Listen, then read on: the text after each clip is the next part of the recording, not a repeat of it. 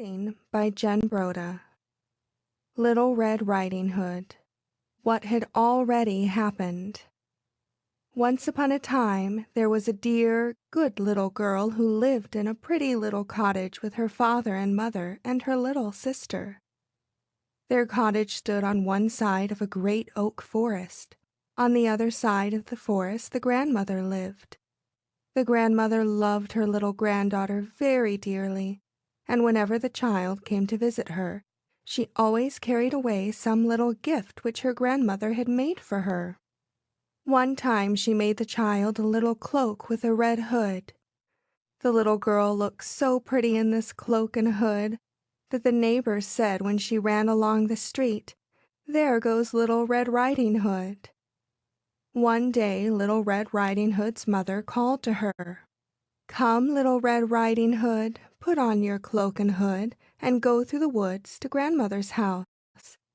This is her birthday, so I have packed this basket full of good things for her. There is a loaf of bread, a pat of fresh butter, and a bottle of wine. Be careful when you go through the woods, and do not leave the path. If you meet anyone, speak politely, but do not stop to talk." "All right, Mother. I will remember all you say," said Little Red Riding Hood, and kissing her mother, she skipped away. She had not gone far before she met a large gray wolf. He was close to her side before Little Red Riding Hood saw him. "Good morning, little girl," said the wolf. "Where are you going?" "Good morning, sir," said Red Riding Hood. "I am going to see my grandmother, who lives in the little cottage at the other side of the woods." "What have you in your basket?" asked the wolf. "This is my grandmother's birthday," said Little Red Riding Hood, "and I'm taking her a little gift. I have a loaf of bread, a pat of butter, and a bottle of wine for her."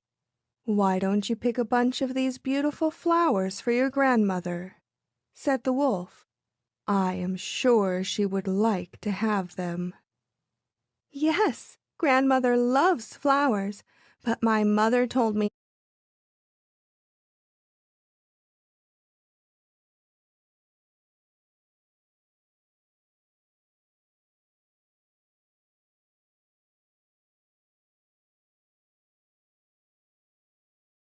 was just beginning to walk.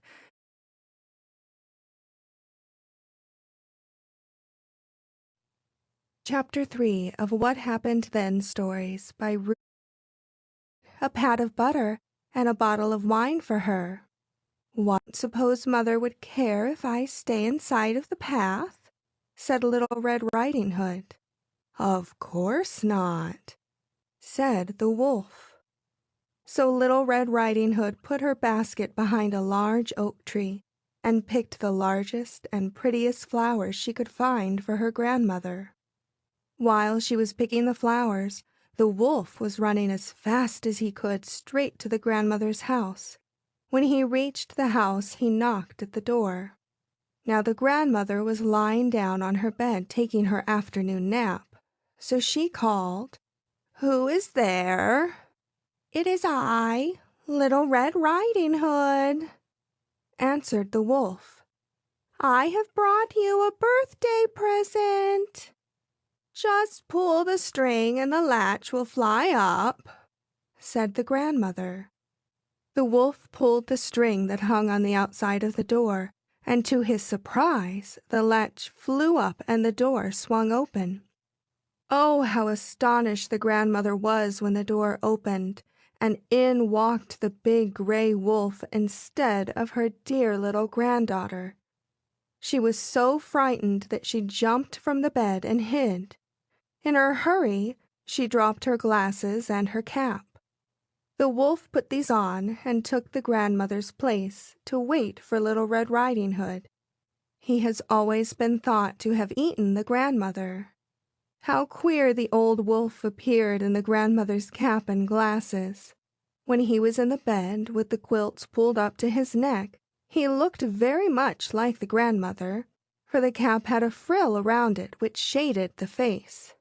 By and by, Little Red Riding Hood came to her grandmother's house, carrying her basket and the flowers she had gathered. She knocked softly at the door. "Who is there?" asked a voice from within. "It is Little Red Riding Hood, Grandmother," answered the child. "Pull the string and the latch will fly up," said the voice within. Red Riding Hood pulled the string. Up flew the latch, the door opened, and she went in. "I wish you a happy birthday, Grandmother," said the little girl. "I have brought you a basket of good things and a large bunch of flowers."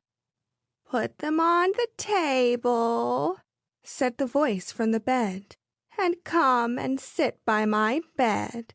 I wish to talk with my little granddaughter." Little Red Riding Hood did as she was told. The room was so dark that she could not see very well, but she wondered at the strange-looking face that looked at her from her grandmother's cap. She had never noticed before what large ears her grandmother had. Now she saw that they made the cap stick out very oddly on the side.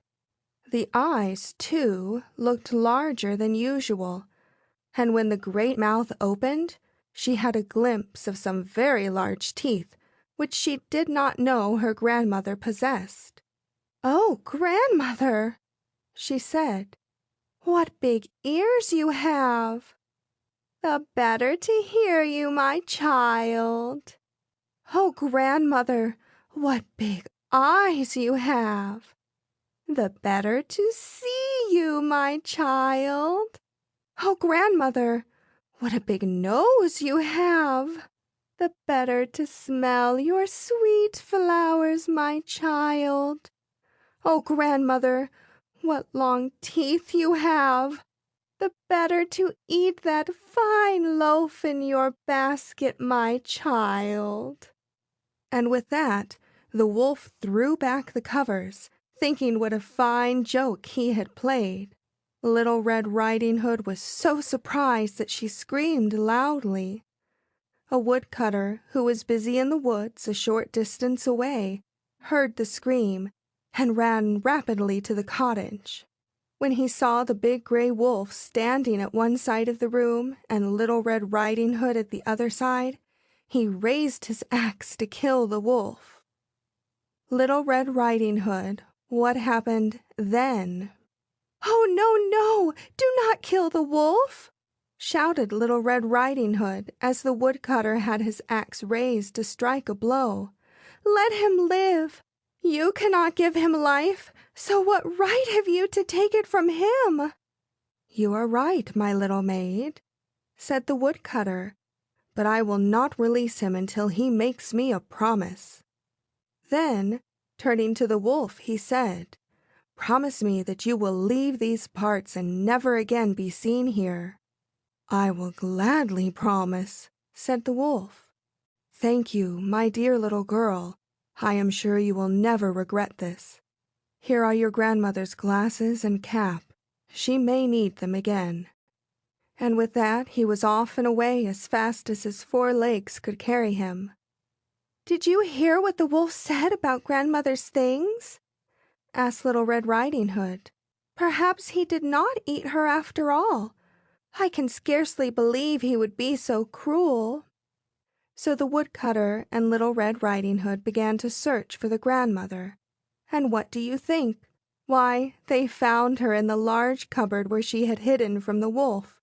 She had fainted, it is true, but the woodcutter brought fresh water, and when her little granddaughter bathed her face, she revived and was as well as ever.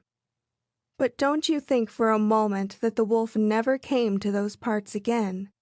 It is true he waited a year and a day, but at the end of that time he came back. He was not a wolf, however, when he made his next visit. But there, I am telling you all the secret at once, so let me begin at the right point. Just a year and a day from the time all this happened, Little Red Riding Hood was walking gaily through the woods with a basket of good things for her grandmother. There were delicious jelly roll and whipped cream with large red cherries. There was also some fresh baked custard. She wore a new red coat and hood, for her grandmother had decided that the old ones had grown too shabby, so she had made new ones exactly like them for her little granddaughter. That morning Red Riding Hood's little sister, Happy Heart, accompanied her for the first time. As they walked over the leaf-covered ground, they chatted merrily, for these two sisters loved each other dearly. Happy Heart, as was her usual custom, laughed and shouted on her way, but soon her little feet began to lag, and she was forced to confess that she was weary. "I'se tired, Red Riding Hood," she lisped. "Please let me sit down on this little bank and rest." "All right," consented her sister. "You sit on this mossy cushion, and I will go out a little way into the woods and gather some autumn leaves for grandmother." So singing merrily, Little Red Riding Hood tripped off to gather the bright-colored leaves. When she had secured a large bunch of the flaming colors, she hastened back to the place where she had left her sister. "Come on, Happy Heart," she shouted. But the mossy cushion was empty, and Happy Heart was nowhere to be seen. In vain did Little Red Riding Hood shout, and in vain did she search, but no merry voice answered her call. "Oh, what shall I do? What shall I do?" she sobbed. "What shall you do?" questioned a voice close by. Looking up, she saw an old man hobbling towards her, leaning on a cane. "You are too kind a little girl to be in all this trouble," said the old man. "Can I help you?" Then Little Red Riding Hood told him how she and her sister were on their way to their grandmother's, and all about the mysterious way in which her sister had disappeared. "What kind of child is your sister?" asked the old man. "She is a beautiful child with the happiest disposition you have ever known. We call her Happy Heart because she is never sad." I see," said the old man. "The elfmen have taken her. This is their bank, and beneath this mossy cushion on which she sat, the elfmen live. They love happy-hearted children, and have taken her to help make their home bright and gay." Then the old man began searching around among the leaves, whipping them aside with his cane. By and by he stopped and picked up something. "Is this the hood your sister wore?" he asked, holding up a blue hood edged with white fur. "Yes, yes!" cried Little Red Riding Hood. "You cannot wear such hoods as this in Elfland," said the old man. "The fairies fit you with a wonderful cap, and when you wear one of these fairy caps, you are entitled to 3 wishes. When the 3rd wish is made, the cap disappears." "Then," said Little Red Riding Hood, "Happy Heart will wish herself out of fairyland and back home, I am quite sure." The old man shook his head very slowly as he said, "If Happy Heart knew the value of the cap she is now wearing in Elfland, she would doubtless make such a wish. But I dare say the fairies have not acquainted her with this fact." "Can't she ever get out?" questioned Little Red Riding Hood. "There is only one way," replied the old man. "If you will wait here until midnight, the mossy cushion will be lifted, and the elfmen will come out to dance. Secure from them a magic cap and a pair of glass slippers which they all wear. Watch your chance and get on the glass ladder which they suspend from the earth world to Elfland, and all will be well." Then the old man disappeared, and Little Red Riding Hood crept to some nearby bushes and waited until night should come. By and by the sun went down, and the woods began to grow dark. One by one the stars came out, and the big round moon showed itself above the horizon. The great clock in the town struck 11, then 1/2 past, but Little Red Riding Hood waited, her little red cloak drawn tight about her, for the night air was cold. Just as the clock struck 12, The mossy cushion was set one side by 6 tiny elfmen, and out from the bank came a great crowd of little people. Their feet were shod in tiny glass slippers which made clear tinkling music as they danced. On their heads were queer 3-cornered caps which looked as fine as a spider's web. Little Red Riding Hood watched them, charmed with their fairy movements, for they could bend double and turn somersaults in a most artful manner. On and on they danced until the moon began to pale, and Little Red Riding Hood had not seen a chance to secure the slippers or the cap. Then, suddenly, at a sign from their leader, all the elfmen tossed their caps into the air and caught them 3 times. One little elfman, who was a trifle dizzy from too much dancing, lost his balance and tumbled over right at Little Red Riding Hood's feet, just as he was sending his cap up for the 3rd and last time. Quickly she caught the descending cap, and putting it on her head wished for a pair of glass slippers, and lo! There they were, right in her hand. The poor little elfman who had lost his power of sight with his cap was being carried down the glass ladder by his companions. Then the 6 little elfmen shouldered the mossy cushion, and Little Red Riding Hood, remembering just in time that her work was not done yet, rushed to the opening and descended the glass ladder. After a long climb she found herself in Elfland with many beautiful glistening lights about her. Such a wonderful place she had never before seen, and there on a golden cushion sat Happy Heart with a sad, far-away look on her face. She seemed to realize that she had been carried away from those she loved best, and this had dampened her usual bright spirits. As Little Red Riding Hood wore both the cap and the slippers of the elfmen, she appeared to them as one of their number, so they gave her no special thought. When she was near enough to Little Happy Heart to do so, she whispered in her ear, "Never fear, little sister, we shall get out very quickly." Then, taking her sister's hand in hers, she wished the 2 back in the earth world, and in a moment they were both seated on the mossy bank out in the bright morning sunshine, and before them stood the little old man.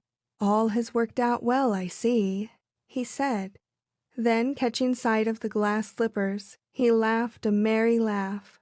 "Will you be so kind as to give me those slippers for the help I have given you?" he asked.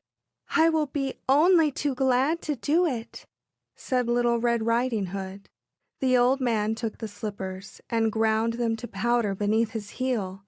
Then he said, "Take this dust and sprinkle it over me." Little Red Riding Hood did as she was told, and as the glass dust fell over the old man's shoulders, he disappeared, and in his place stood a strong, handsome youth. "Thank you, Little Red Riding Hood," he said. "Do you remember the wolf whose life you saved a year and a day ago? I am he, and because of your great kindness in saving my life, I have been waiting to do this kindness for you." Then he told her how he was at one time a very wealthy prince, but the elfman had changed him into a wolf, and only a kind act performed by a little child could make him a human being again. When he was a wolf, he did not always do the kind thing. Therefore, he was changed into a crippled old man instead of into his original form. The glass slippers, however, had made him all he desired. He accompanied Little Red Riding Hood and Happy Heart to their grandmother's house, and vowed never to marry until this child who had saved his life had grown to womanhood. When Little Red Riding Hood was 18 years old, they were married and lived happily ever after. They count as one of their dearest possessions a little red and gold cap, which they will not wear until they are ready to make their 3rd and last wish. End of Little Red Riding Hood.